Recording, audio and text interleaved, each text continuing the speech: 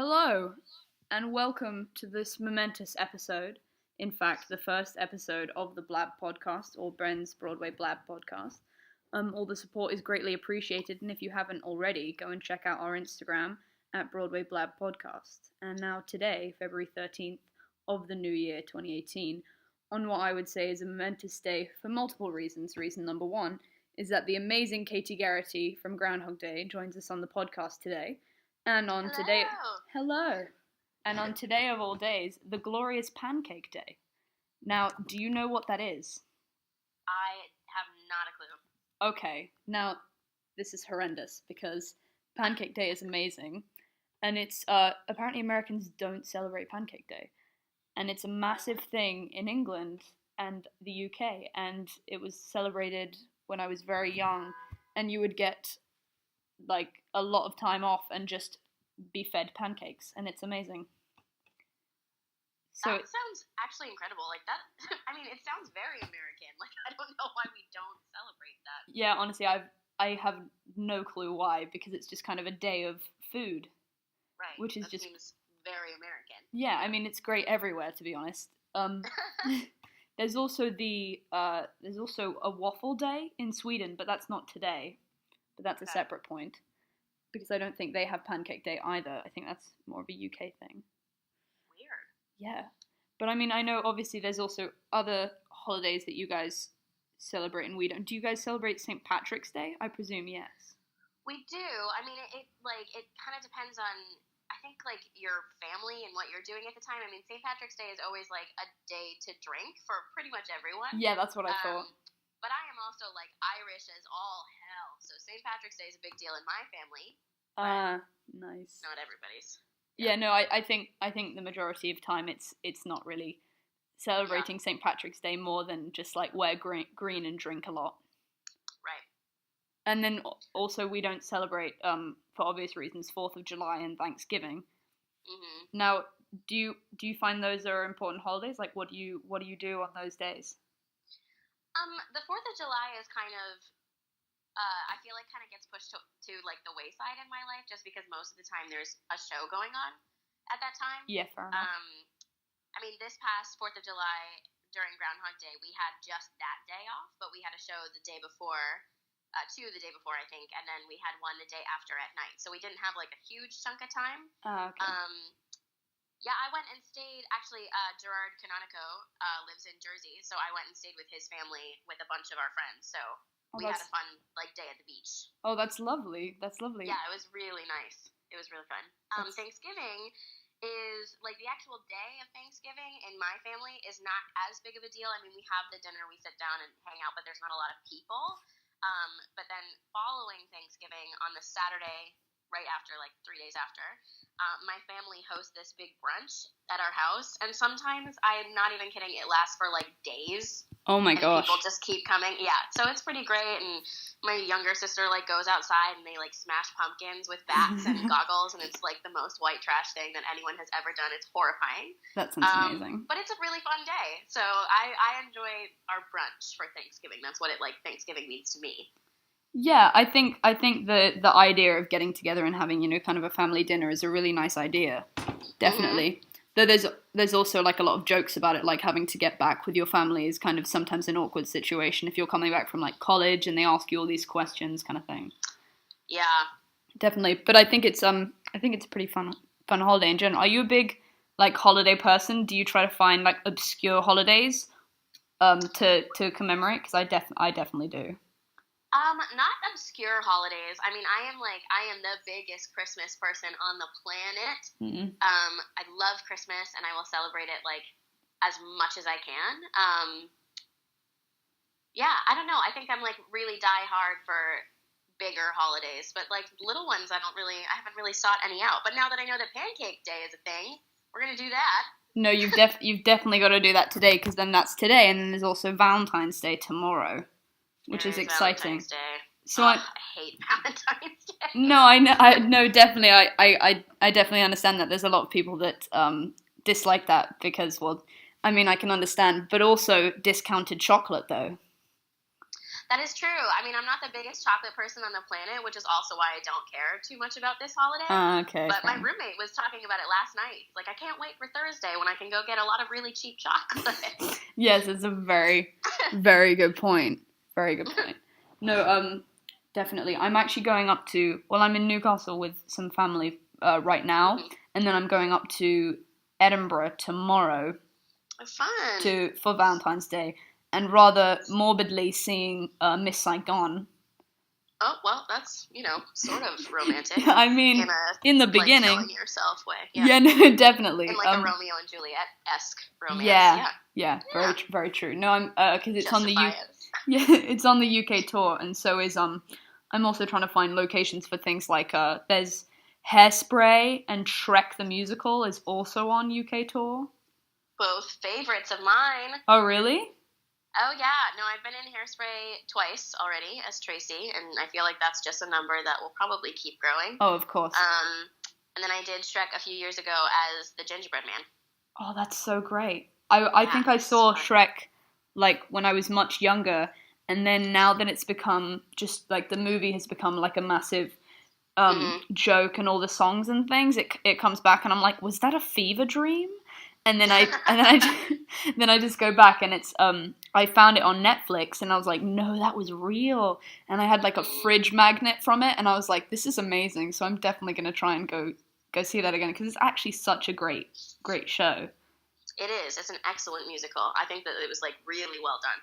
Yeah, I think with a lot of it's really great to see stuff like from childhood things, like either on TV or movies, kind of adapted into a show, like like with Heathers, or like obviously the latest one, SpongeBob, and Mean Girls. Mean Girls is coming to Broadway. What do you think about that? Are you excited about that? I am excited. I mean, I love Mean Girls. I think it's such a brilliant movie, and my God, they have such an amazing cast. So I'm sure it's going to be amazing. Obviously, I always get sad walking by the August Wilson when it doesn't say Groundhog Day, but Well, yeah, no, definitely. There's also that's also really, really sad. But there's also Barrett Wilbert Weed from Heathers, which also was adapted from a movie. Then is now also in Mean Girls, so it's also doing that, which is very exciting. She was. Have you seen Heathers the movie or the musical version? I have seen Heathers the movie. I have not seen the musical. I've heard the musical, but I've never seen it. Yeah, neither have I. I was like, I often do that. I listen to something, like, because before I ever want to see a show, I try to listen to the soundtrack, because even if you may not enjoy the show, though I usually always do, then you'll at least enjoy the music. So so sometimes I listen to it and I was like, oh great, Heathers, wow, that's amazing. Is that on anywhere? And it's like, oh, it's been closed for like 3 years, and I'm like, oh great. So that's the same with, like, falsettos. Like, I discovered that, and then I was like, oh, great. And then, like, 2 weeks, it had closed, like, 2 weeks after I discovered it, and I was like, well, so great, thanks. Yeah. See, I feel like I take a very long time to see things. Like, I fell in love with Book of Mormon when it came out. As far as, like, the soundtrack, I listened to it all the time. I thought it was very funny. I can, like, recite the whole soundtrack from start to finish, but I only saw it for the first time, like, a month ago. Oh, my God, no, I totally get that. Like, as a person who definitely listens to soundtracks more often than I sometimes get to see the show, depending on, when it's on or what kind of show it is. Like, I listened to Hamilton for a year before I got to see it, but I mean, that's obviously, tickets are insane. And yeah, and then Book of Mormon I just saw on Saturday again so a bunch of people just left the West End cast, so I was like, oh, I've got to come back and see it.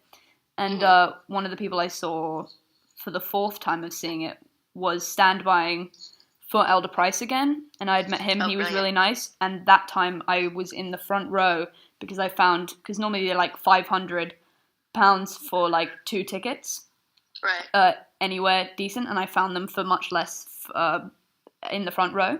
So I wore like all my Book of Mormon merchandise and was just like mouthing the song along, just like all of it, very excited. And the guys came out of stage door afterwards, which is actually really interesting because the concept of stage door is totally separate in West End and Broadway. Like it's so weirdly different. I didn't even know it existed until like last year. And I went outside and he was like, oh my God, I know you. And was like, you were mouthing the whole thing along, and he's like, you made my day, and it was so nice. And it's, you know, it's definitely fun when you've been anticipating a show for so long. Yeah. And then plus those fans are really fun for us too. Like, it is fun to watch someone who knows the show coming and seeing it again and sitting there and singing with them. Like, anytime, I feel like I always notice in seeing you the most, because that's when we're all, you know, we're frozen and I was facing basically straight out. And like, I had kind of, my eyes had time to look a bit at that point, and the lights are really dim, so it's easier to see people then. And it was amazing how many times people were singing along. It was really, really touching. Yeah, I love. So we like it too. Yeah, no, I just recently talked to my friend who is like in wardrobe and a lot of shows, and I was always wondering if that was kind of like, as long as people aren't just like fully screaming out in the audience and being like, probably don't felt it. Yeah, no, exactly. just being like disrespectful, then that's not okay. But if they're being like nice, I was talking about like, because I see shows again quite a few times whenever I can. So I was like, is this like weird? Or do they enjoy it? And luckily they were like, oh no, they just like really like it as long as you're respectful, which I think it's also really nice with the community and in general, as long as it's just a lot of respect and being like, hey, I really love this show and support what you're doing, I think is a really nice thing with the theatre community in general. Yeah. Yeah, and then there's stage dooring, and it's just like, on Broadway, there's like a velvet rope or partitions and just like not velvet. Depends on the show. Right. No, it does depend on the show, I guess. Yeah, and then like just like metal barriers, depending on how crazy the people. Like with like I saw Kinky Boots with Brendan Urie, and that was insane. Yeah. No, I feel like I always walk by there accidentally at the worst time. So I always see that kind of thing happening. It's like, I don't care. I'm just trying to walk. Please don't squish me. Like, it's, you know, there's a lot going on. Yeah, like with the Hamilton stage door, it's way more calm after a matinee, but then like you walk by after an evening show and it's just, they're piling out onto the road and you're like, guys, calm down. And it's just like so much. But especially with Kinky Boots with Brendan, there was a lot of issues with people treating the show like it was a concert and just being very disrespectful, being like, hey, Brendan! And we're like, well, he's playing Charlie Price, so he's not Brendan right now. He's not Brendan, yeah. Yeah, exactly. Can you just wait? And then afterwards people were like shoving, and then he had to stop going out to stage door like 2 days before the end of his run. So that was... Yeah, that doesn't surprise me. Yeah, no, it was pretty insane. I think it was like super rude and just people... Though to be fair... I mean... It's totally understandable, because it's like, especially if you've been following, you know, like that person's career for so long, and if they already are, like, you know, decently famous and all that stuff, like, I get it. People get really starstruck in front of those people and do kind of crazy things, but then, like, one person can ruin it for the whole, and that sucks. Like, you know, some people just want to get his autograph and not freak out, you know? Yeah, so, that is, you know, that's definitely... Great. And, like, sometimes we can't always control what we do, but, like, they're still just people, just doing their jobs, you know. No, exactly. No, I totally get that, because then I feel bad for, like, because, like, my friend went when he was there and stage doored, and there were too many crazy people that, and then, like, she was just standing there like, hey, and, like, he didn't come out, because I think he didn't come out on matinees, or just kind of came out much less and less at that point, and it's just kind of sad if people aren't going to be respectful. Like, with actually Barrett Wilbert-Weed from Mean Girls, she was doing it in Washington, D.C., and since Mean Girls, you know, especially in the case of, like, TV shows to musicals or movies to musicals, they have a big following.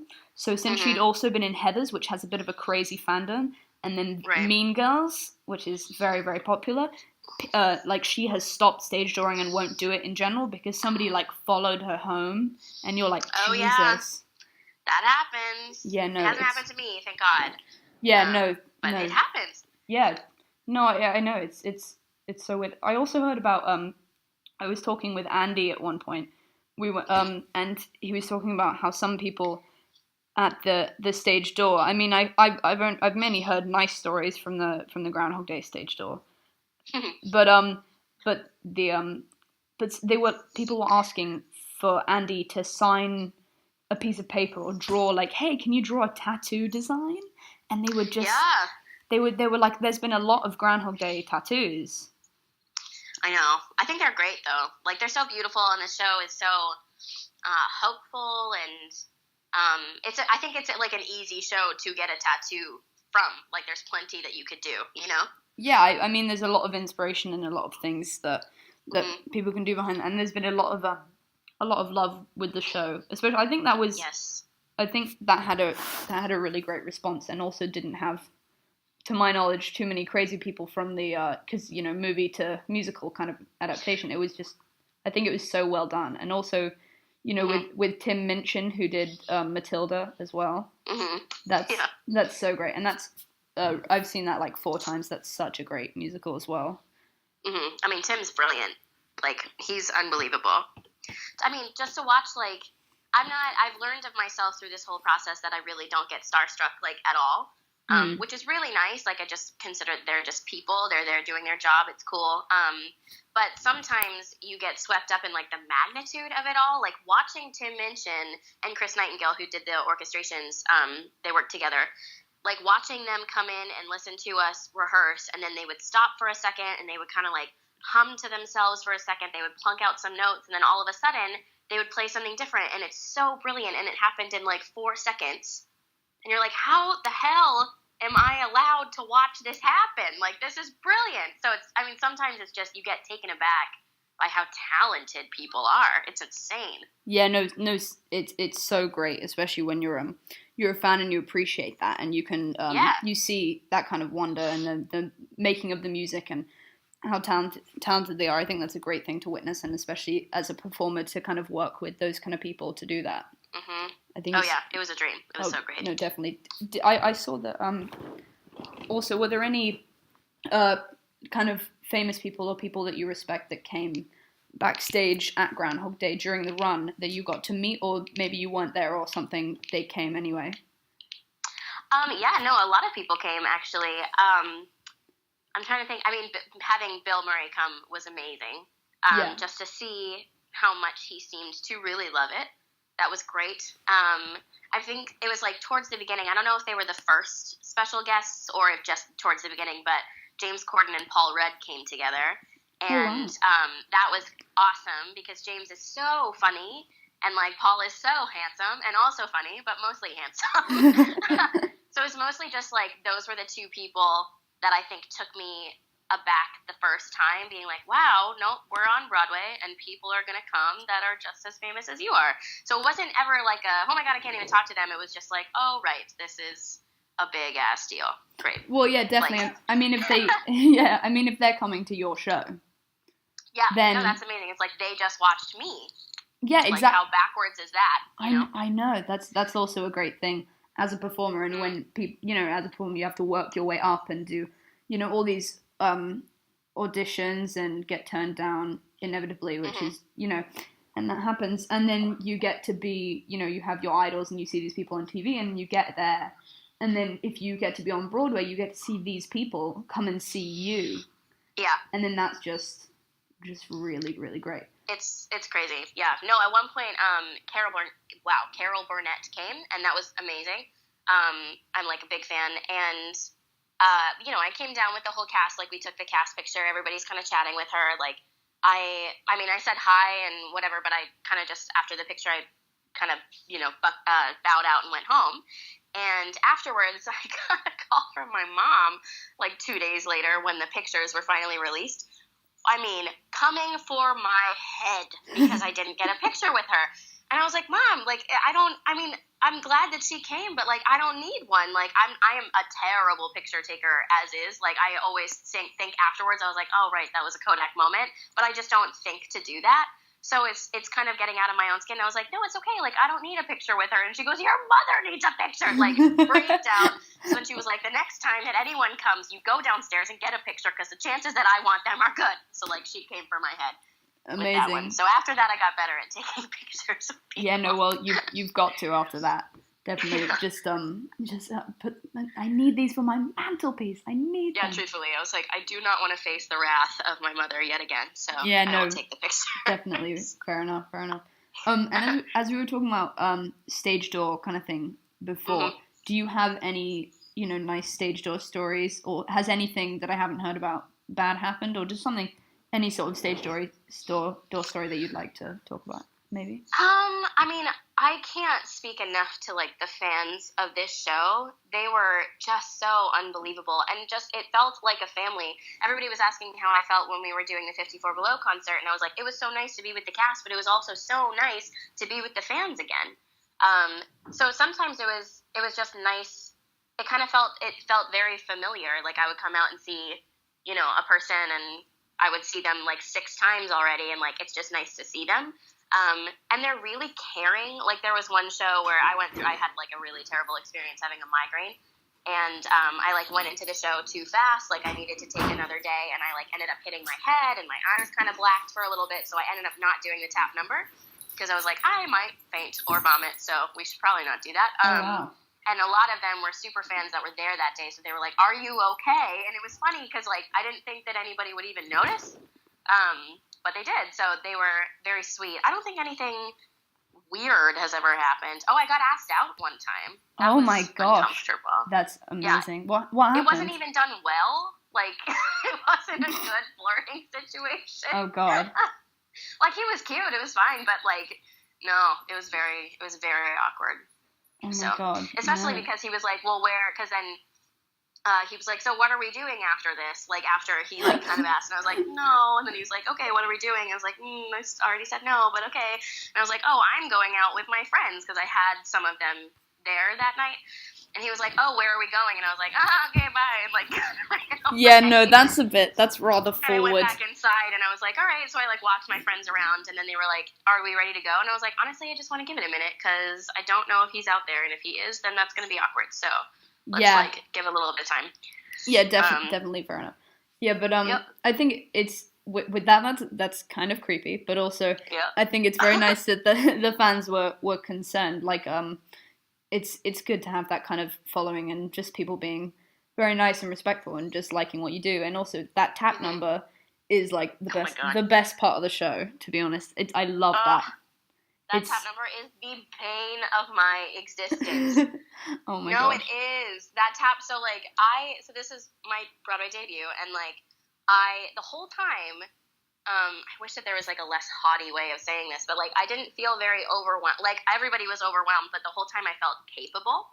I was stressed out, and I was like, okay, this is Broadway, and this is a lot, but like I felt like I could do it the whole time. Well, yeah. And then that tap number comes up, and like, at first we learned it in like little tiny sections. And I mean, we had sort of a tap thing when we auditioned and like through callbacks and stuff. And they said at one point, they were like, on a scale of 1 to 5, like 1 being the worst and 5 being amazing, like, where is your tap skill? And I was like, I'm a hard 1. Like I said it.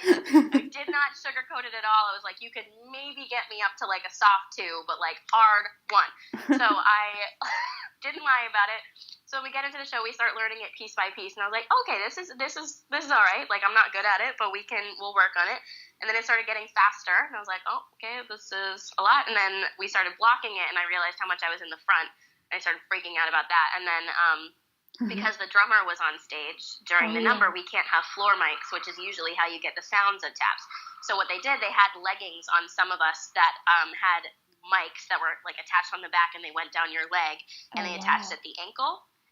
Just to pick up that metal sound, and I was one of the people that got tapped, and I am not kidding. I cried for like 3 days straight. Oh my god. Was not okay. It was the bane. I was so embarrassed. I felt like I was garbage. Like it was the only thing that broke me. Well, you were Groundhog Day. Oh my god, but you were absolutely amazing. Everybody was so good, and you were especially just. I mean, that is a whole lot. Like tap. I definitely want to learn more tap. Like, but that is totally insane. Did you have to, with the mics, did you have to like put them on mid-show, or were they just on and then turned on mid-show, or? No, we put them on mid-show. For basically the whole second act, I was underdressed, because I had the suicide number.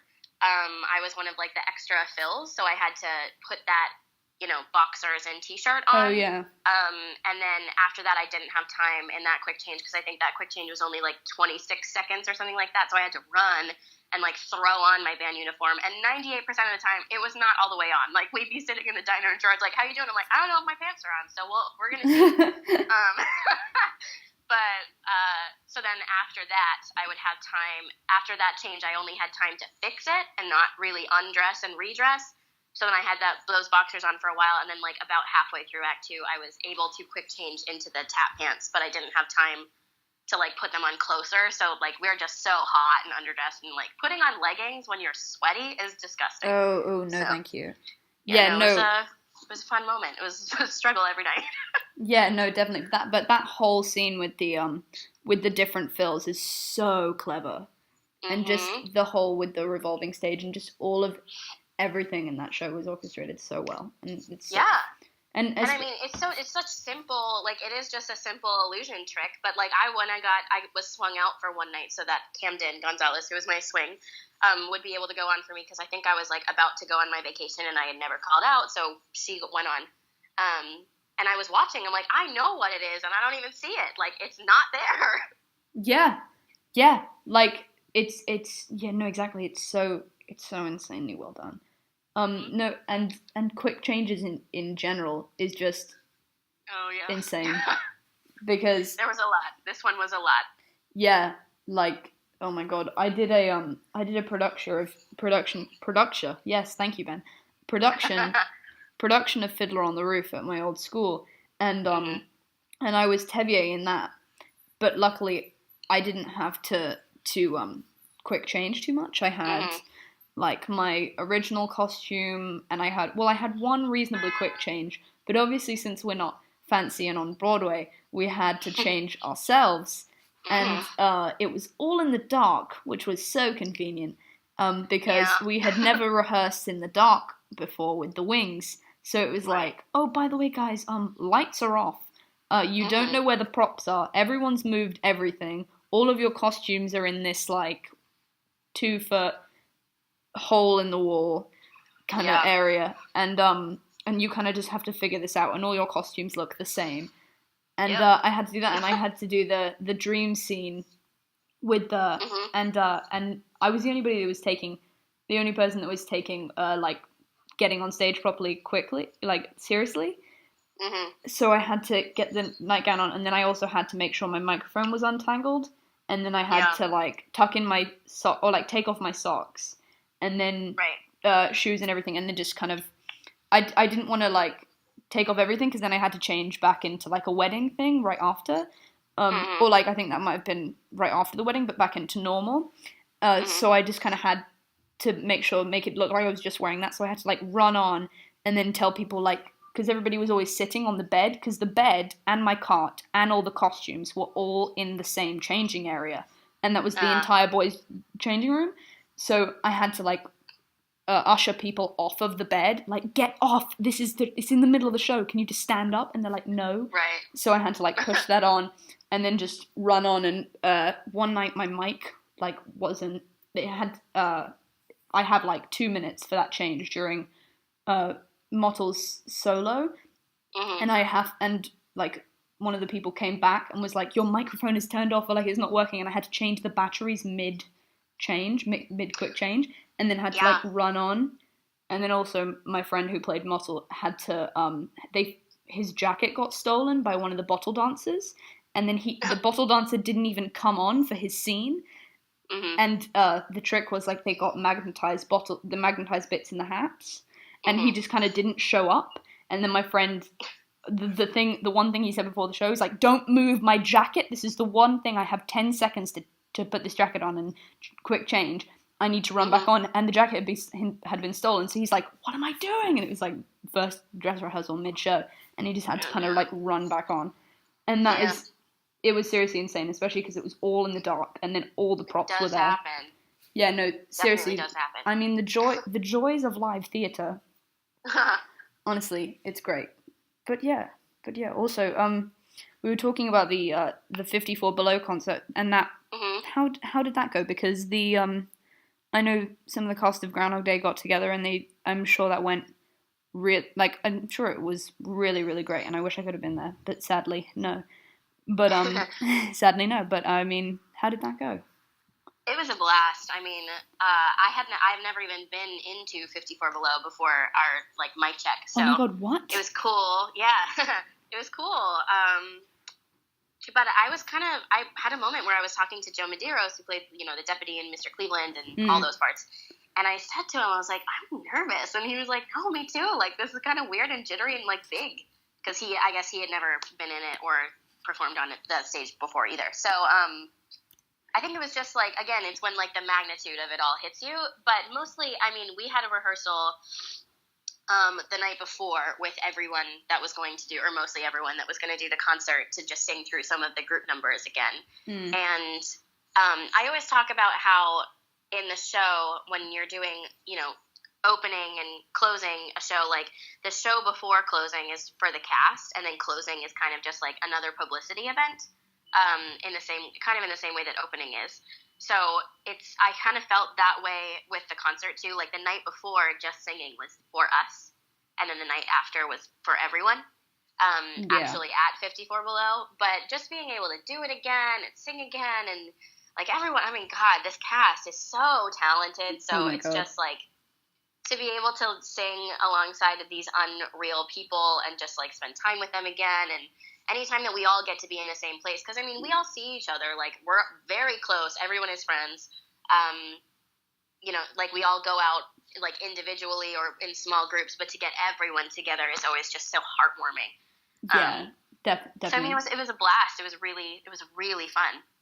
Yeah, that sounds so great. I mean, I had never been to 54 Below before the Joe Iconis Christmas Extravaganza for the first time. That was the first and only time I've been, and that was so much fun. And especially because the magnitude of the show, there's so many people, and then just how amazing the waiters are, which Joe mentioned at the end, for having to run around these crazy dancing, singing actors just in costumes with a very odd storyline and just running past them, and they have to carry all these drinks, and and he's mentioned at the end of the show, one of them like actually had to jump over somebody to get to someone else's table, and it's just like a very weird layout, but such a fun place to.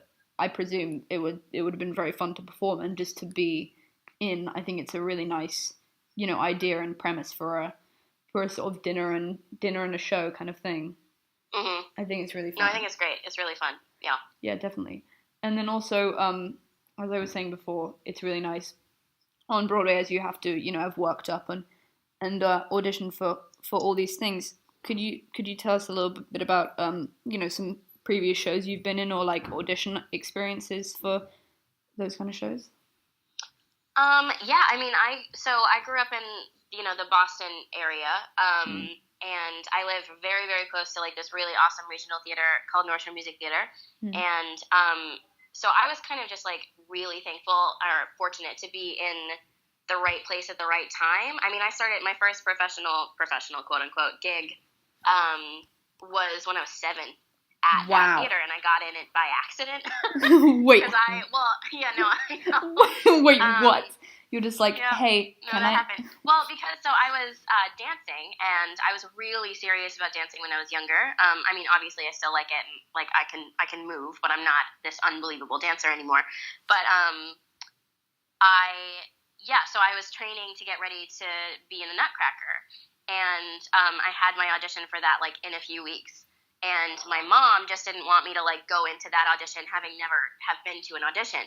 So she sent me to this open call for A Christmas Carol at North Shore Music Theater, which is like a very loved tradition in the Boston area. Like it is, they have their own script of it. It's beautiful. It's the best production. I'm totally biased, but it's the best production of Christmas Carol that exists, I think.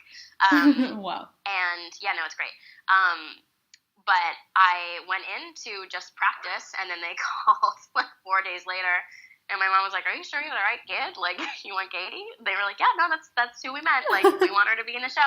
So, so I did that, and then, but I still like wasn't really sold on it. But I was like, okay, well, I guess like if we're gonna do this, like I don't really know how to do this. So I took like a February vacation acting week intensive at North Shore Music Theater intensive for like 10-year-olds, but yeah, and then through that, the like head of that department had seen me in this little tiny performance that we do at the end of the week, and then he found my mom afterwards and was like, she needs to come audition for this one, so it kind of just like took off. Wow. And then, I mean, I eventually did do the Nutcracker, but by that point I had been bitten by the theater bug. Yes. So, I mean, the first audition was an accident. And then there's just been times that, like, I think I can't stress enough when it's, like, theater, like, nobody should sweat auditions. I mean, obviously be there, be prepared, and, like, be ready. But, like, they're so small in the grand scope of things that it's like, just go in, sing your song, do the things they ask you to do. Don't freak. Like, just be yourself. Because most of the time when I'm really not worried about it is when it happens the easiest, I guess is the right word for that. Yeah. My mom brought me to New York when I think I was like 11, kind of to prove to me that, like, theater is hard and I'm not going to get cast in everything. Yeah. And she brought me to audition for the national tour of Annie, and they were looking for a standby cast, so they weren't like, you weren't going to go on tour, you were just kind of like ready to go should someone need you. Because they're not going to take 6 extra understudies on tour all the time. Yeah, you know? yeah, fair enough. Especially when you're a child. Yeah. So I auditioned for this, and, like, every single round that they keep cutting, I mean, there was, like, I think it was, like, 750-ish people at the beginning of the day, a lot of little girls all, like, in the street of New York, that we were all just kind of hanging, and at the end of the day, there was 12 of us, so I did get that standby cast. Yes. But every single round, like, my mom kept being like, okay, Katie, like, you've done so well, like, if you don't get this, it's totally fine, we'll go to a show, we'll just hang, and I'm like, okay, Mom, I'm fine, like, stop talking, like, I'm good, because then every time they would just, like, keep saying my name and keeping me, and, like, my mom's jaw was just dislocating the whole time. Just like, and Katie, she did talk to me later. Yeah, she's like, hey, this is hard, you're not going to get cast, and I'm like, whoops, got cast, so. Yeah, like, Katie, don't worry, if it doesn't work out, it's not the end of the world, it's totally fine being a lovely, supportive mother, and then just, like, boom, I'm amazing, right. I got all the roles. Like, sorry, Mom, I'm so talented. Yeah, exactly. I mean, that's so really that great. was funny, and then, like, they did offer me the part later on, but I wasn't able to take it, but, so that was cool, and kind of, like, was a, you know, determining factor through the whole thing, because I was like, okay, well, I got really close to Broadway at 12, and I've only gotten better since then, so, like, maybe it'll happen again. Yes. But, yeah, no, I mean, even Groundhog Day was kind of a weird audition for me, just because I had done Shrek at North Shore Music Theater, and the director of Shrek is married to the music director of Groundhog Day, so they kind of had my name already. Okay. Yeah, so I got an audition, and I mean, I wasn't equity at the time. I didn't have an agent at the time, so I get an appointment for this, and I'm like, I mean, I'm not complaining, but why am I in this pool of people? Like, didn't recognize any of the names. Yeah. Because I guess I just, like, didn't recognize David's name, but I was like, I mean, okay, I'll come audition for Broadway, but I don't know why you're asking me. And it was, like, in the middle of the day, and I was in my senior year of college, and I had tech that night for a show that I was in. So I called them. I was like, hey, just, like, start, and I'll show up when I show up. Oh, wow. So I, like, yeah, no, it was a lot. So I, like, skipped all my classes that day, borrowed a friend's car, miraculously made it to the city, did the audition, and made it back in, like, 8 hours flat. Wow. I must have been doing, like, 85 the whole time, because there's no way that that's possible. Like, oh, my God. Don't know how I pulled that off. But I walked into my rehearsal on time, and they were like, what are you doing here? I'm like, honestly, I don't even know. Like, I think I need coffee. I need a hug. I don't know what just happened. So I didn't really have time to worry about it. And then all of my callbacks for Groundhog Day were during my finals week of college. Oh, wow. So I literally just called my professors, and I was like, I'm not coming. Like, that's we're one way to have to deal with it. That's one way to get out of finals. Sorry, guys, I'm leaving. I'm on Broadway. Bye. Like, I was like, I really need to leave. But, so they were, like, all pretty okay, and we, like, you know, we adapted, and I did some before I left and some when I got back, and, but, like, all through the auditions, I was like, okay, this is great. Like, I have callbacks. I have my dance callback, like, right now, but I can only focus on this right now because I have to go home and finish this paper because it's due in 3 hours. Like, so I was so compartmentalized in my brain about, like, this callback and then, you know, also trying to graduate from college. Yeah. So I did not have a chance to worry about it at all, just because I didn't have time. That's when you know you really don't have 36 time. 36 hours before graduation, and I think I slept for like 32 of those, and then I got the part 2 days after. Oh my god, that's when you know you really don't have time. Like, you don't have time to even worry about it. No, I didn't. I mean, not at all. Like, I was just trying to get my papers and done. Yeah. Oh my god. Yeah. That's what would you say is your one of your worst and one of your best auditions that you've done? Would you say? One of my, oh man, I wish that I was like, I wish it just didn't sound bratty, but like I tend to audition pretty well. Like nothing really catastrophic has ever happened. Well, that's great. Now that I say that, I feel like I'm gonna be like struck by lightning and never be able to sing again. But no, definitely not. Let's hope not. So nothing. I'm sure that I've given like subpar auditions, but nothing has ever been like catastrophic. I'm just completely perfect in every way. Good job. I mean, come on now. Definitely. Well, I mean, in Groundhog Day, I gave a pretty good audition. I was like really happy with how it went, and the scene that they gave me to do was when Debbie and Fred get engaged, and they're doing the WrestleMania thing. Yes. And so like it says WrestleMania in all capitals. Like everyone know what it sounds like. Like it's in the demonic, you know, like you have to say it like that. There's no way that you're just going to yell WrestleMania.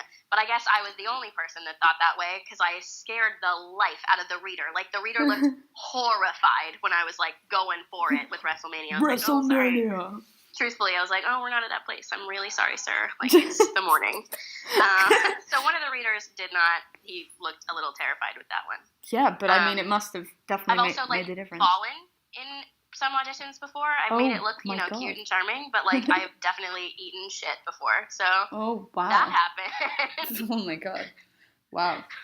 That's so great. Just perfect at auditioning. That's really great. Apart from falling down a couple times and scaring. Perfect. I just said not catastrophic. Yeah, and apart from just like falling down and scaring the people. Yeah. But those are like normal everyday activities. Well, just falling down and scaring people. Katie's life. No, definitely. Also, you were talking about Christmas Carol, and that is obviously a classic.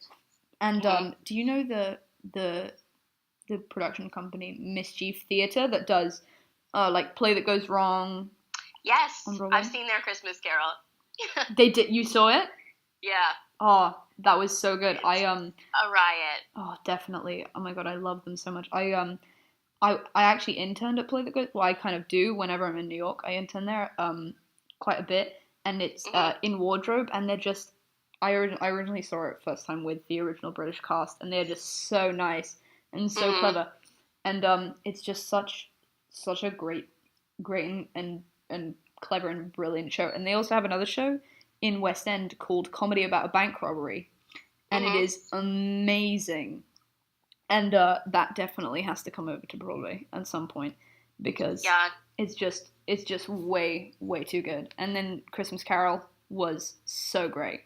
Was so funny. I also think that their like Peter Pan was excellent. Like, yes, you saw that? Very funny. Oh, you saw that as well? Mhm.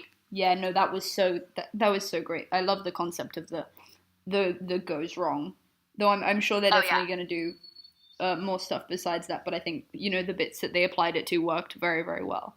Mm-hmm. And then there was actually a thing they did because they kind of originated from like slapstick humor and improv sort of thing. Mm-hmm. They all the people involved in that did a lot of improv previously, and there was a show called Mischief Movie Night, which I went to see them in, and it was so great. And it's basically just this guy, random person from the cast, comes out and he's like, "Oh, hi, my name's Oscar," or "Hi, my name's Tim, and I have all the movies in the world." And then you guys are gonna pick which movie we're gonna see tonight. So the audience would shout out like a name of the movie, or no, not first the name of the movie, like a genre, like the character's first name after you settled the genre, and like where it's set, what kind of movie it is, sort of thing. And that was really fun. And I got there was one, and it was called The Secret Life of Brian, and it was a spy movie about a guy named Brian from Swindon. Okay. And his cover was that he worked in a card factory in Prague because they didn't have any machines in Prague. So that's why he was away so often, because he had to just hand make all the cards just in general. And it was so clever and so stupid, but like also just like musical numbers and just like improvised and amazing. I'm just like, I think the whole thing that they do is really great. Yeah. And no, they're a riot. Like I always recommend it when people are in the city and they're like, what should we see? It's just like funny. I'm like, this is it. Go. Yes. To this show. Yeah. No, I love it. I've seen it twice and I would gladly go again. Yes, you definitely should. Always. It's never enough. Yeah, no, it's definitely so great. I once actually saw a matinee of that, and then went to see like in a while when I was in New York and trying to cram in all the shows, and we had booked everything else up, and I was like, I really want to see these shows before I finish, or I wanted to see Play That Goes Wrong again before. I'm pretty sure we saw it with the English cast, although I can't remember. For the second time, I wanted to see it before they left, and I saw that as a matinee, and then I saw the evening Dear Evan Hansen, so I was like, oh. So it's just a little bit different. Yeah, no, exactly. It's like the funniest show on Broadway, and then the saddest show on Broadway, so it's just like, oh no. So it was quite a roller coaster of emotions that evening. Because we had already booked Dear Evan Hansen, because obviously I would have been like, oh yeah, no, great, Dear Evan Hansen matinee, cry my eyes out, then come back and be like, oh great, Play That Goes Wrong, cheer me up, but no. But no. We didn't plan it that way. But no, it was too late.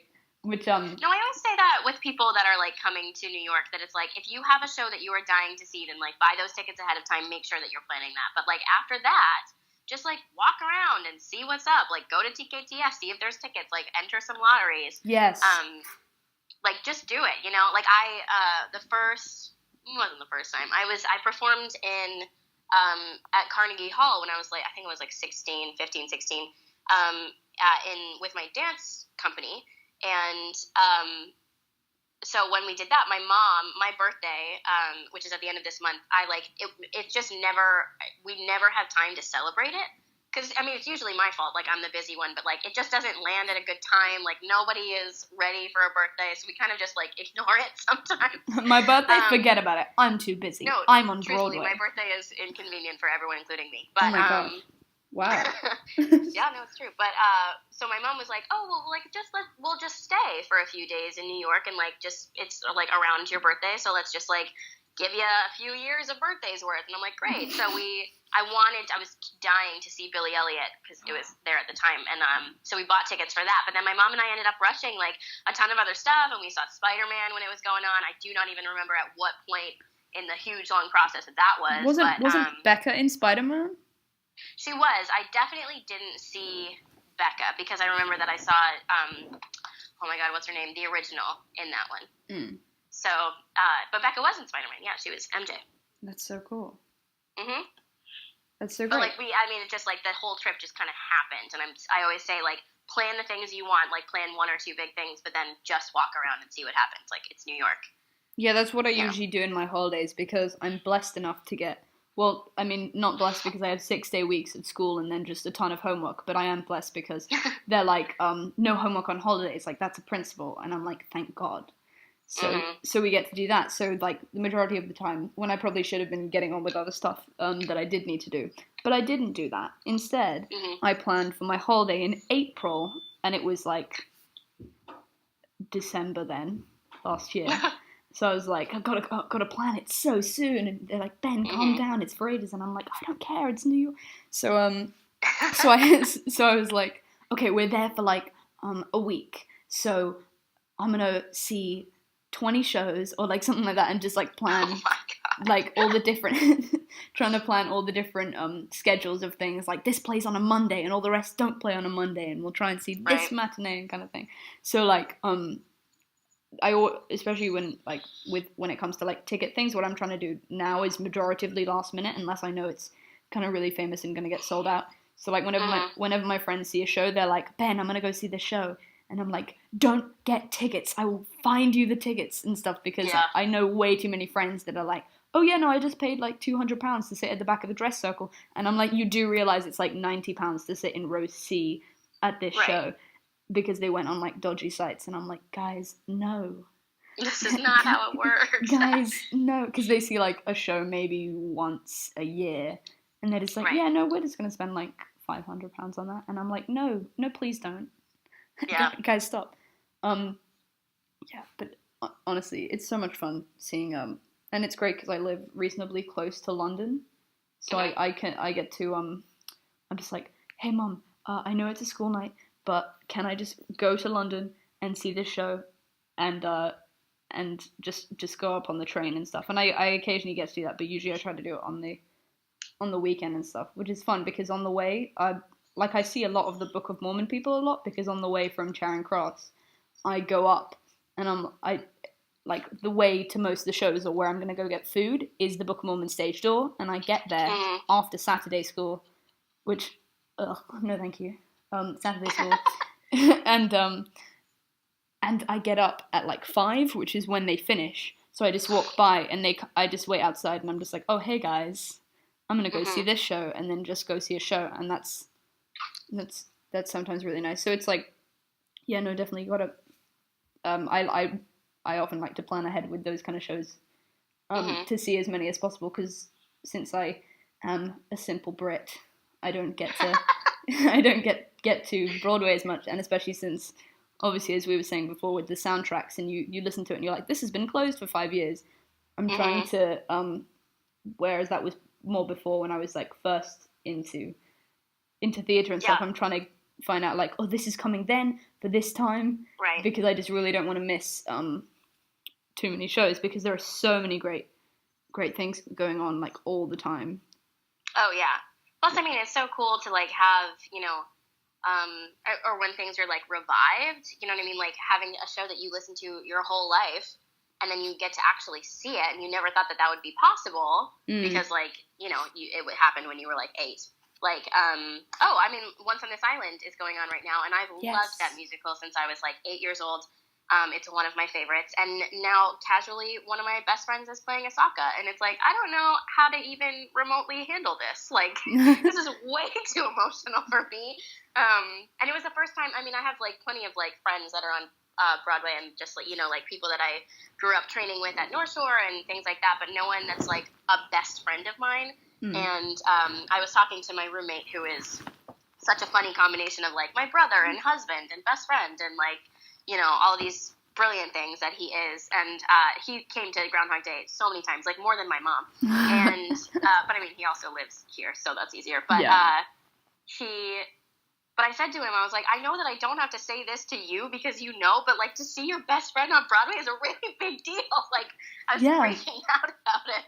Yeah, which is also so much fun. Like, since I got to intern at certain shows, I got to meet certain people or become friends with them. So either like you've not known them before, or you've seen the show and then you know them, or you knew them beforehand and you get to see them. And then if you get to see the show again, you're like, I know that person and they are so talented. And it's so like, if you ever, when you're younger, you get to go see like your friend at their school concert, and you're just always like, my friends have been doing that recently, and I'm just the one at the back, just screaming really loud, like, you got this is amazing, good job. Like, just always, it's so great. And like when you're so supportive of your friends, it's so great to see them do stuff that they love, or just, you know, people that you know, and just get to see them do such great things is always so much fun. And especially with that. And I mean, everybody needs a cheering section, you know, like even if you have a huge Broadway house of like plenty of people that are cheering for you, it's like having someone that you know and loves that's like near and dear to your heart is special. Yeah, definitely. I think that's really important.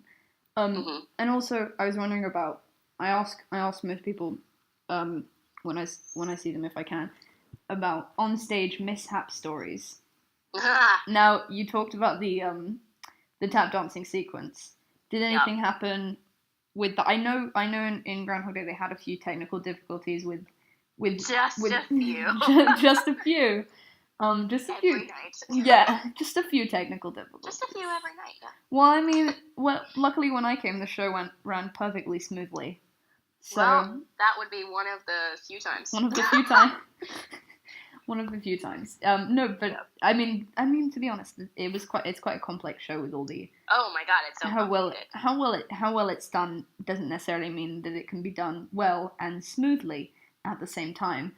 So, so I mean. And I am totally exaggerating. Like once we got past previews, we actually got into a really good rhythm. We figured it all out. Well, yeah. I mean, you've got to have time to kind of settle into that, especially. Mm-hmm. But so do you have any on-stage mishap stories that you'd like to Oh my god, I mean, there's literally, like, probably one from every single show. Like, it's just, I mean, honestly, in a show that no one fell down or got hit in the face was, like, a really good show. Wow. I mean, I got 6 black eyes through the whole process. Oh my god. Well, I'm a nugget human. Like, I'm really, really short. So I am just at everyone's elbow length.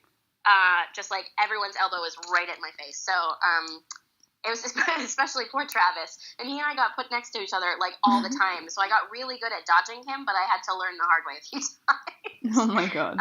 So I got like a few black eyes from Travis's elbows in my face, and then Gerard like threw, and I mean like hucked his phone at my eye one time. Like, he didn't mean to, but like it just came flying at my face, and like that also had like a black eye, and then Andy Carl like. At one point, the heel of his huge hands came, like, down on my cheekbone. And, like, that one was really bad because right afterwards I had to, run. Like, I had, like, 6 seconds or something ridiculous to get to the other side of the stage.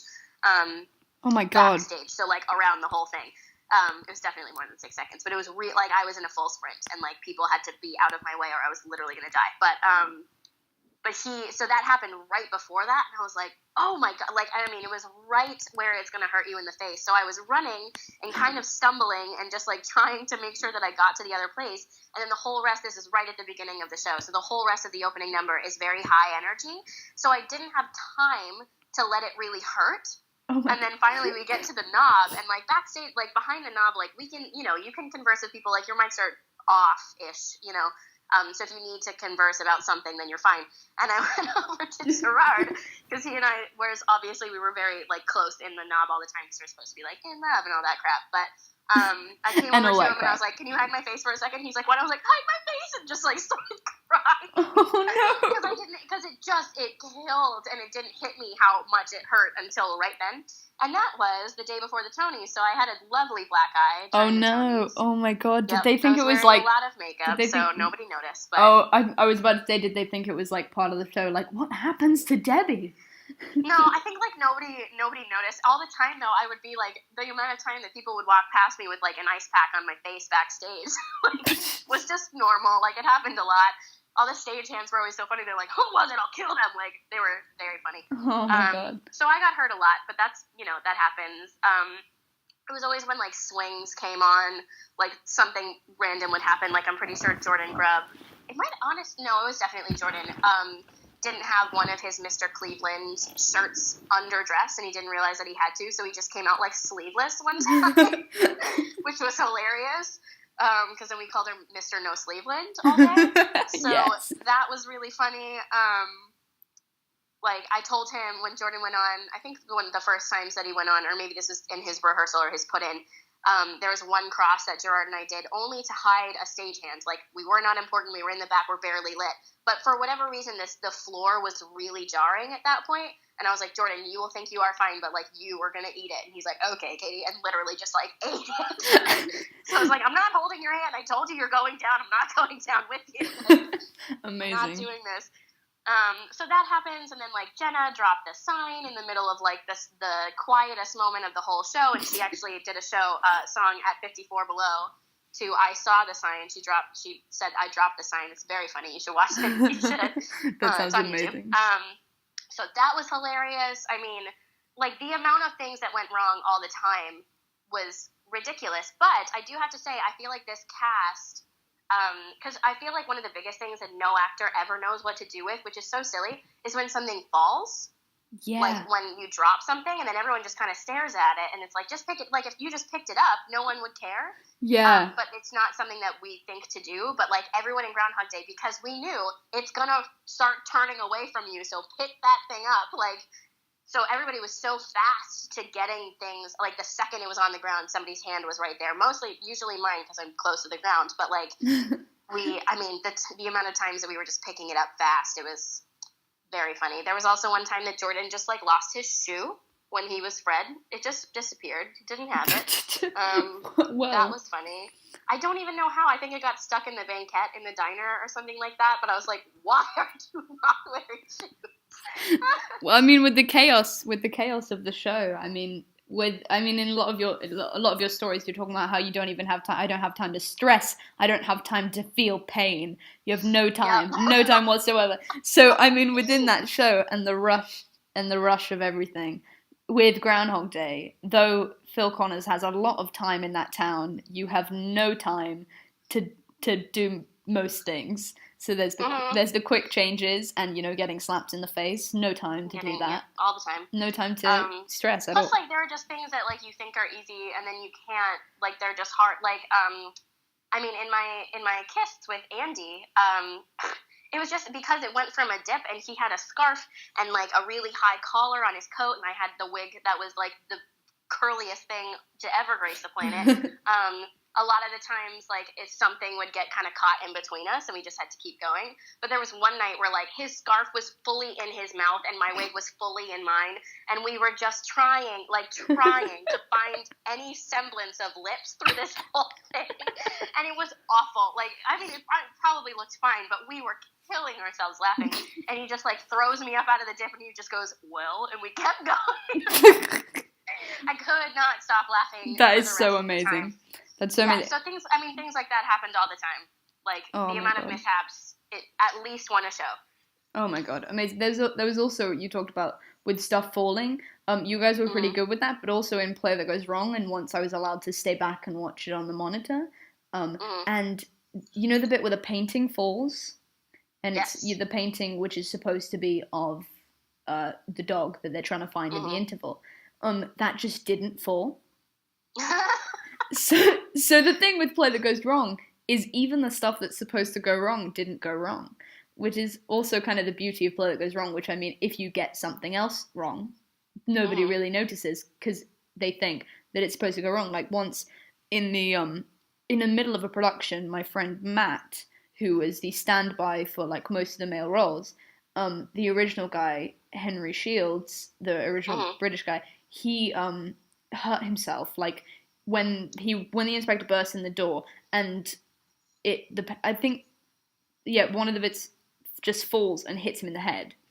He didn't actually get hit in the head, but he got whiplash on his neck because he moved back too quickly, too fast. So halfway through the show, my friend Matt, the standby, had to come on, and they had to you always have to announce that, and so everybody started laughing because they were like, okay, so Henry is seriously injured, so he has to go home, and everybody was like, oh my god, that's hilarious. And right. I mean, in that show, it is. Exactly. They're like, oh wow, how funny, this must be part of the show. And you're like, no, but he's seriously injured and has to leave. Really not okay. Yeah, like, he's really not okay. And just the whole audience is just, like, laughing the whole time, which is really interesting. And then also with the production I did of Fiddler on the Roof, the to life, la high, and that whole scene. So obviously me and my friend had to get drunk on stage, or we were supposed to get drunk on stage, and obviously you need mugs for that, but we were not provided with mugs, so it was just like me doing this whole monologue, like, oh, should I let him marry my daughter, like, whatever, and then, like, oh yeah, sure, and it's supposed to be, yeah, let's drink on it.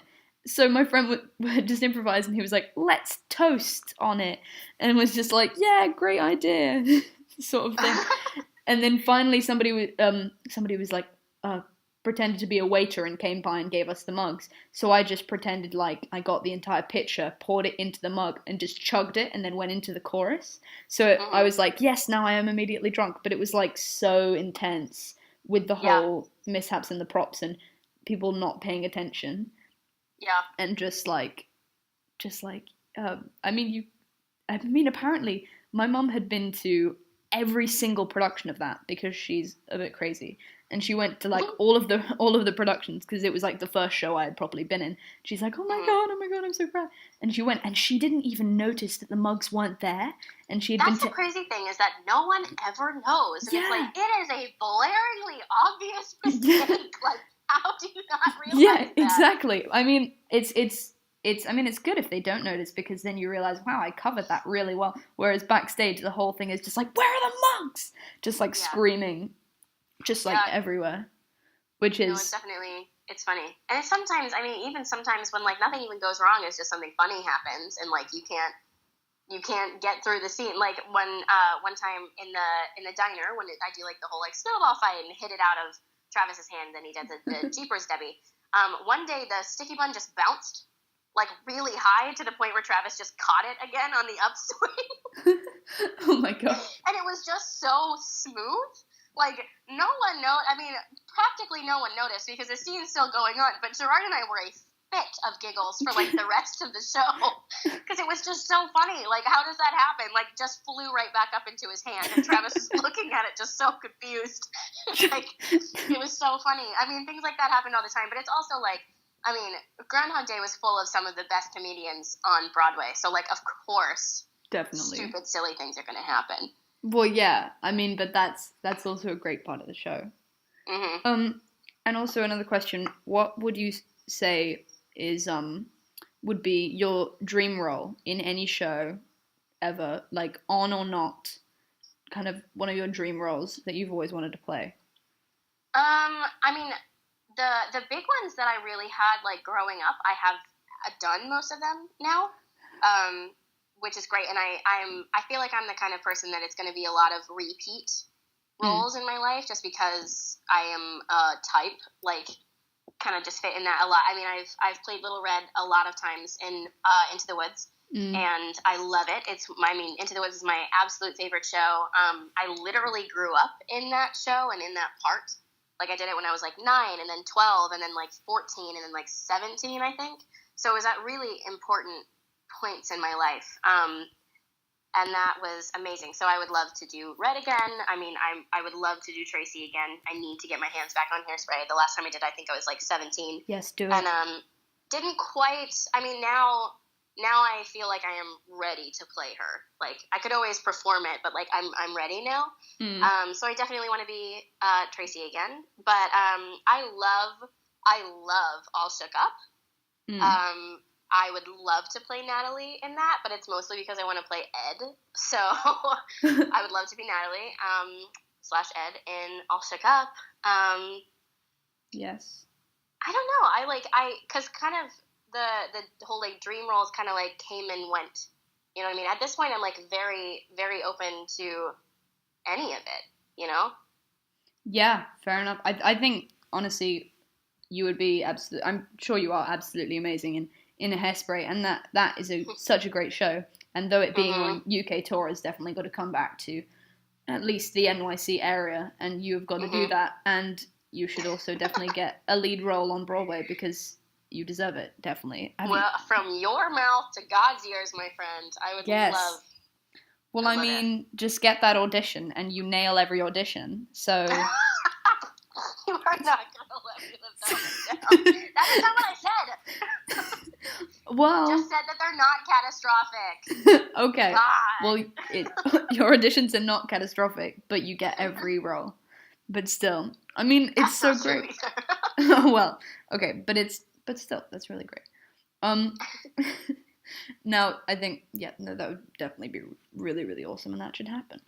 So since I agree. Yeah, you will, I'm sure. Now, since it's the new year, do you have any New Year's resolutions, or are you not one to do that? Because I know most people don't.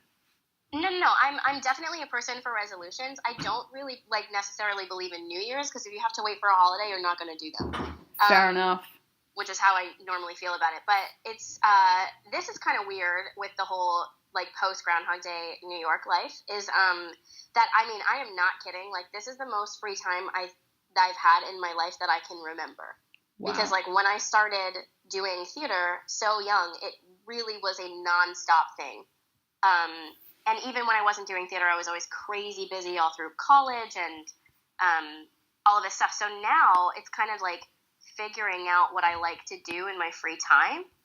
And I'm an avid reader. I'm such a bookworm. But I feel like I kind of like go through like weird phases with that. Like I'll read like 3 books in one day, and then I won't read for like 3 weeks. Oh yeah. So I get that. So I like made a resolution to like, you know, read books like more leisurely and more like continuously. And just because, like, you know, like watching Netflix and everything like that is great. Like television is actually a brilliant thing when it's, even if it's mindless. Like TV is great. Like acting is great on screen anywhere. But like to the point where it's like, don't like Netflix as much as you read. You know what I mean? Like try to do something both. I also like I'm not. I wish that I was, but I'm not naturally very musically talented as far as instruments. I don't pick them up very fast. But I can play the ukulele, not well, but enough to like, you know, accompany myself on something. But I've like made a point to be like, well, play something well. So like I'm trying to practice that a bit more. I like trying to practice piano a bit more.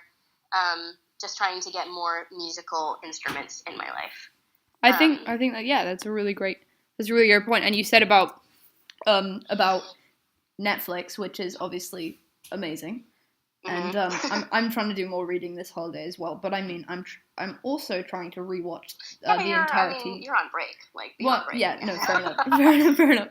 I mean, also in trying to rewatch the entirety of The Office, the American version, which is amazing. Have you watched that? I haven't. Actually. What? I know.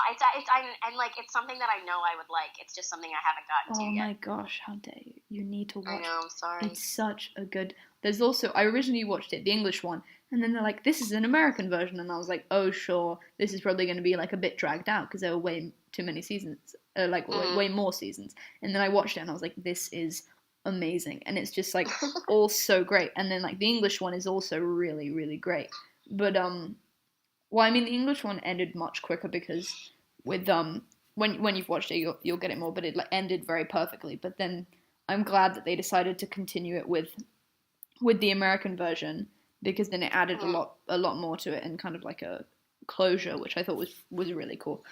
But that was also about. And then speaking of TV and movie stuff, and you were talking about Hairspray. What do you think of musical adaptations? You know, like Phantom. Or Cabaret, Chicago, Les Mis, Into the Woods, Mamma Mia, Grease, kind of thing. I think that it's always going to be, you know, kind of a double-edged sword in a way. Because, like, yes, musicals should be as mainstream as we can make them. Like, it can only help the whole industry if somebody really likes, you know, said musical. So I like them, and I usually see them, but I think it's hard to take people who aren't trained to do those musicals and give them those musicals and expect it to be brilliant. I think that like if you go in with the right expectations, they usually just end up being really fun and you enjoy them. I mean, Mamma Mia is like a guilty pleasure of mine. Yes. And the music, I mean, the movie is like kind of awful, but we all love it anyway. Which is fine. Like I can't wait for the sequel. I'm not gonna lie to you. I'm really excited for the sequel. Yes, same, definitely. Because also Cher, come on, whose idea was that? And like that's brilliant. Yes, it's gonna be great. But I don't know. I mean, sometimes I think that they are a bit of a hit or a miss for me. Yeah, because it can. I think it's. And I think they honestly are with everybody. Like nobody loves all of them because some of them are straight up rubbish. Yeah, yes, definitely. Well, I mean, there's like There's like The Greatest Showman, which isn't originally a musical, but it's a musical film. So I really like that they've done that. Have you seen that? I have. I saw it twice actually. I really enjoyed it. Good. I've seen it twice as well. And I think that was really well cast because with some of the musical movie adaptations, they get famous names, which I think is great. But also sometimes it's like famous names, but they're not professional singers. So like I think some people it's like you're giving somebody really, really difficult music and expecting them to be brilliant. Like, that's kind of how I felt about Into the Woods, is that it's like, okay, but you're giving a lot of people who aren't trained Sondheim, of all things. Like, of course it's not going to be stellar. Like, it's hard. It's hard. Exactly. And then but The Greatest Showman I think was done so well. And then there's obviously, there's some Broadway people in there, which I think was done really well. And then they picked some famous names, but ones that like have done musical movies before and can sing. Right. And I think plus, that like, was Hugh Grant is kind of amazing. Like, he's pretty kick-ass, I'm not gonna lie. Yeah, did you say Hugh Grant? I did say Hugh Grant. Wow, why am I thinking of Hugh Grant right now? Not who I meant. Hugh Jackman. Hugh Jackman. That's who I meant. Oh my god. I've seen The Greatest Showman 2 times with Hugh Grant. Yeah, no, that is such a great show. And then also the music written by the writers of Dear Evan Hansen, so it's naturally amazing, which is so great. Have you seen Dear Evan Hansen yet? I have not. Oh my god. I haven't even listened to it, honestly. Oh my gosh. Like, I mean, I know, like, the things that people, like, play all the time, and, like, I mean, we were right after them when we did Stars in the Alley, so it's like, it's not like I haven't heard anything, I just haven't sat down and listened to the whole thing. Yeah, it's very, very good, but if you listen to the soundtrack, it doesn't give you the full plot, because it seems much less sad than it is. There's some, like, a few romantic, nice songs, but then the underlying of what actually is going on it's a bit more odd or sad than you would think in the recording. But I think it's such a great show. Such a great show. Yeah, definitely. Also, what would you say is your gender swap dream role? Oh God. I don't know. I mean, first of all, I love gender swapping. Like, I think it's hilarious. I played Smee in college in Peter Pan, and that was a riot. Yes. It was nice because we did the straight play, so I didn't have to worry about, like, it being in a weird key or anything like that, but I had a blast doing it, just walking around with, like, a beard and a peg leg. It was great. Yes. I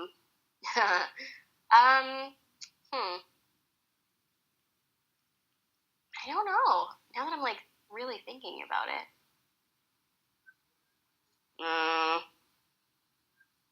Yeah, no, that's a really hard question. Maybe we'll have to get back to. I'll keep thinking on it and we'll get back to it. Okay, yeah, no, that's no problem. And we were talking a bit before, not in this, but just in general about Hogwarts, because that's Hogwarts and Harry Potter, which is just amazing.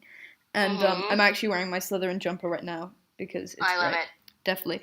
And we were talking about how you and I are both proud Slytherins, because yes. And then what do you think Debbie's Hogwarts house would be? Oh, I think that she would either be, wow, that's hard. I would say I think she's a Gryffindor, actually. Yeah. Because she kind of does have balls. Like, she does. Like, she's not afraid to, like, say who she's, like, crushing on. Like, she's pretty out in the open. She's really excited about things. Like, she's very excited and spunky and, enjoying all of life. I think she's a Gryffindor, yeah. Yeah, definitely. I was between Gryffindor and Hufflepuff, and then you said Gerard is a Hufflepuff, because I think so. I think so too, to be honest. That's I think genuinely, because it's so funny, because he's always like, he's in a Blink-182 cover band, and like all this like insanely hardcore, so usually some people would be like, oh yeah, no, Slytherin, and then just in general as a person, I think I'm pretty sure he'd be Hufflepuff. I'd say. I've noticed of myself that, like, most very important people in my life are Hufflepuffs. Like, I have, like, my roommate is one of my best friends, and he's a Hufflepuff. Like, my best girlfriend is a Hufflepuff.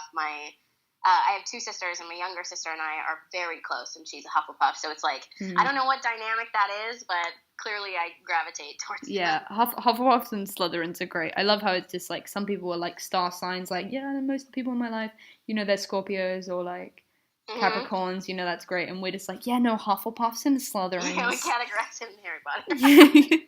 Exactly. I mean, that's what people should really do. Definitely. Somebody asked, somebody on Instagram, Pablo Sorian Verges, when did you start acting and why? And we covered that.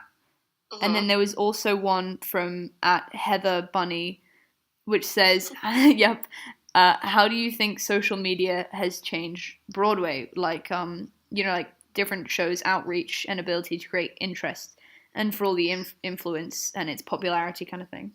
No, it is. I mean, social media is something that it's like. I mean, I've always been on it. Like I kind of joined all of the trains when everybody else was with like Instagram and Facebook and all that stuff. But it is so important, and you don't even realize it. And then you realize you're like, oh wow, this is actually like part of my job. And it's like, I mean, I guess people, no, all it can do is create good things, and like fans want context. Wow. So like they do want, people want to see it.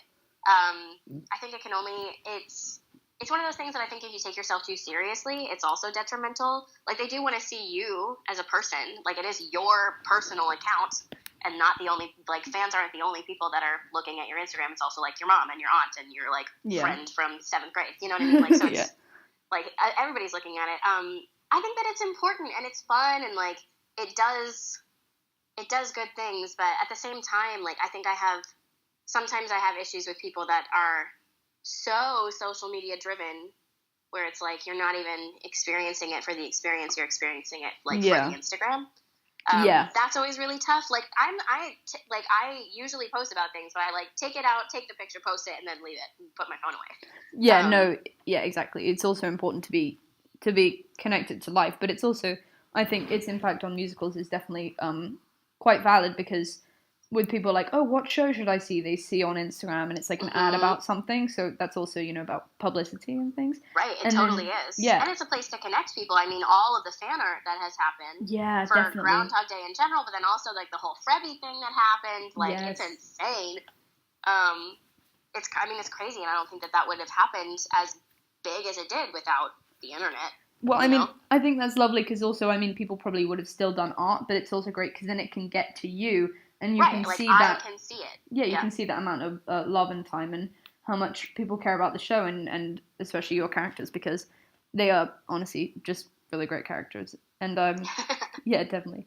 And I think that's really good. And also with like with Gerard was in Be More Chill, and then that got a lot of attention like a while after the cast recording had been brought out. And I think that's going to happen with Groundhog Day. I really do. Yeah, I think so, definitely. Which I think is the great thing also about... it'll be good that it's, it's all out there for people to see, even if it's a few years later. Yeah, I think that's also the great thing about cast recordings. Definitely. And how that can bring more interest back to it. And like... Right. So I really hope something happens with, Be More Chill in New York, and then Groundhog Day hopefully is coming to England. Woo. And then I'll just kind of see it enough for the show to stay on forever. Hopefully. And just like single-handedly. Exactly. I'll just buy out the theater every night, and it's just me in the theater just applauding. Because just like, you guys are doing great. They're like, who is this? But no, it's such a great show. Yeah, and I think definitely with the fans and interconnectedness is a very valid point. Yeah, and I love that. And I love the community, and it's also a great way to connect just in general. The Broadway community, and I think the Broadway community is so great if you're a genuine fan and just respectful. I think is really great. Yeah. And also, just some random questions. Do you have a celebrity crush? That changes, honestly. If there's anyone that's been like my whole life that I just think is like a dreamboat, but it's not even like, it's James Dean, so it's not like he's kind of old school, but. It changes. Yeah, fair enough. And dogs or cats? Neither. What? I am, the easiest way I can explain it is that, like, mostly to the animals, I'm just, like, kind of indifferent. Like, they can be around or they can't. It doesn't matter to me. Like, oh my gosh. I'm not mean. I'm not afraid. Like, I just, like, it's not something I seek out. Dogs or cats? Neither. Groundhogs. No, honestly, it's babies. Like, when people are, like, freaking out when a puppy walks by, like, I don't even see it. But if there's a carriage, I'm like, oh my god, there's a baby. Like, babies. Okay. Fair enough. Do you have a favorite food? And have you ever thought about the concept of garlic bread grilled cheese? Garlic bread, grilled cheese sounds great, and I would literally have it for lunch right now. Yes. I mean, I will eat pizza every day of my life if that was possible, and I wouldn't be as large as a house. Then you're in the right place. You're in the right place in New York. I love pizza. Yeah, I mean... I'm always game. I mean, garlic bread, grilled cheese, the menu for today is what you should have. You should have garlic bread, grilled cheese, and just pancakes. That's a whole lot of bread, man. Well, I mean, it's Pancake Tuesday. It's a holiday. It's fine. It's totally fine. I'm just celebrating. It's fine. I'm just celebrating. The carbs don't mean anything. It's a holiday. It doesn't count. If you just stack the slices of pizza on top of each other, your body doesn't even know. That's what I'm saying. It thinks it's one slice. It's fine. I like this logic. I'm good with this. I mean, definitely. Yeah. Do you have a favorite foreign accent? Because I know whenever I go over to America, people kind of sort of obsess that I'm British. They're like, "Oh my God, you're British?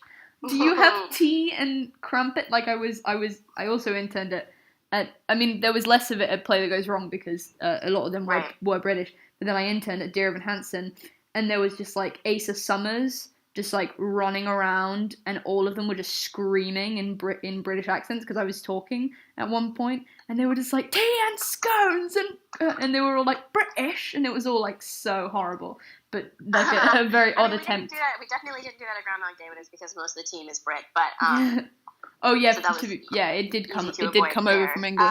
I know that they're not the same accent, but like if it's like Australian or like New Zealand, like it really sounds hot.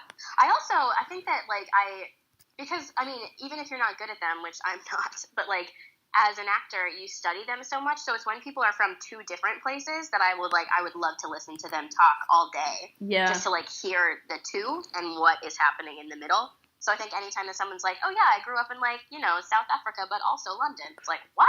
Speak. Yeah. Speak here's to this me. book. Read this. Like. Yeah. Yeah. Oh my God. Yeah, that's amazing. Yeah, definitely. Very cool. Okay, so here are some interesting facts that I would like to tell you. Did you know that sloths sometimes mistake their arms for branches, and they just... I did actually know that. Oh my God, no way. You're the first person that I've ever told that has known that, and they just mistake their arms for branches, and they just grab it, and they just fall. Yep. Yeah, exactly. Yeah, I did know that. And then, did you know that a crocodile's tongue is attached to the roof of its mouth? No, that seems annoying. Yeah, I know. I know.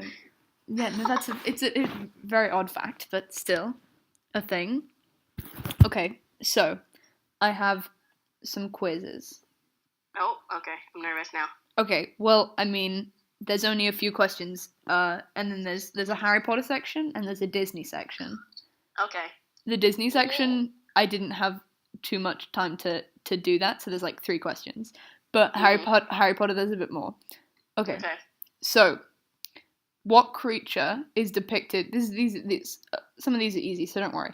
What creature is depicted in the emblem for the Gryffindor house?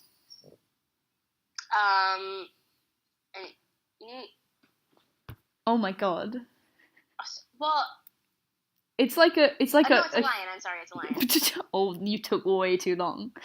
No, I know, because I was about to say an eagle. I'm like, that's wrong. An eagle. You're thinking too American. It's an eagle. It's freedom. It's America. True or false? Dumbledore's spectacles are rectangular. False. It is false. Aren't they like half moon? I'm pretty sure, yeah. Okay. Really? Which Hogwarts student says, "I don't go looking for trouble, trouble usually finds me"? Is it Harry, Draco, Ron Weasley, or Fred Weasley?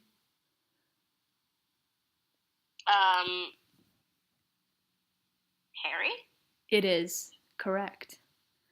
What color is the Hogwarts Express? Emerald, indigo, green, or scarlet? Scarlet. Correct. How are parcels and letters sent in the Wizarding World? By owl. Yes. Which Hogwarts student says, "Just because you've got the emotional range of a teaspoon doesn't mean we all have"? Hermione. Yes, it is. Yes! Oh my god, I didn't even give you the options on that. Very good one. Very good job. A true fan. Apart from when it comes to about Gryffindor. I don't know why I blanked on that one. Damn it. Okay. The 3 questions from my Disney section. Your favorite Disney movie and your favorite. This is less of a quiz and more of just a general. There is no right answer, although for me there is.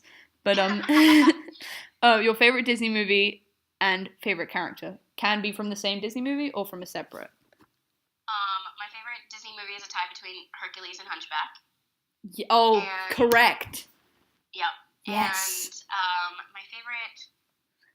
Well, I mean, it's changed a lot. My favorite when I was younger was definitely Ariel. Not because I wanted to be her, but because I wanted to be a mermaid. Yes. I always kind of usually right now. I think that the chicken from Moana is the funniest thing I've ever seen, and definitely depicts me just walking back and forth and slamming into walls and not knowing what to do. Amazing. What's named Hey Hey? Isn't that was that just kind of the entirety of your run at Groundhog? Honestly, it was, but then you were also spinning, so. Oh yeah, true. It wasn't. It was instead of being on the water, it's on a revolving stage. On a revolving stage. That was it. That actually is so accurate. Somebody's got to make an edit of that. Just your face. But instead of walls, it was elbows. Yes. Instead of walls, it was just Gerard's phone in your face. Mm-hmm. And Andy Carl's massive hands. And Travis's elbows. Exactly. That's it. Okay, now, since most of the people that I know haven't watched Hunchback, I gave you a very simple Hunchback question, which was what's the name of the bell ringer, aka the main character, which you obviously would. Yes. And then in Frozen, is the reindeer's name Sven or Kristoff? Is the reindeer's name? Reindeer's name. Sven. Yes, good job. Because I never know that. Because there's the one joke about with all of their names are both Sven, so I'm just which one? Frozen is near and dear to my heart. I watched that with my sister a lot. Are you gonna go see it on the run on Broadway? I will. I'm really excited about Frozen and I'm really excited about Cursed Child, but I'm kind of I'm right here, they're not going anywhere, I'm not going anywhere, so I haven't bought any tickets yet. It's I will see them, I'm not worried. Yeah, good point. But I am very excited for both of them. Yes, definitely. Okay. So this may not go so well, but I have attempted at making a game called Two Trumps and a Lie. And okay.